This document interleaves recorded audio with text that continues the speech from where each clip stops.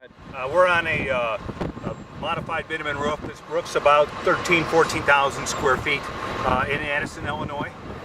We had a windstorm. It's June 22nd, 2011. Heavy windstorms came blistering through and it ripped this modified bitumen roof straight back. And as you can see, it did some spherical damage that has happened on the roof. It wasn't really installed properly.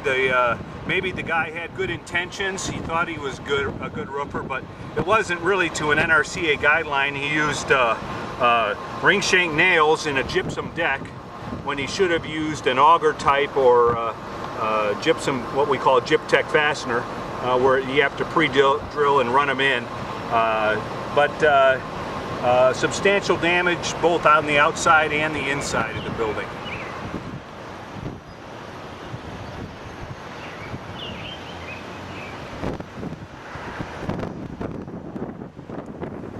After seeing the damage that has been done in the water infiltration and water entrapment in the roof, this is going to require a total tear-off, and we're going to have to open the roof up and let it breathe and dry for a half a day. So we're only going to be able to do small sections at a time in order to accomplish drying out the roof.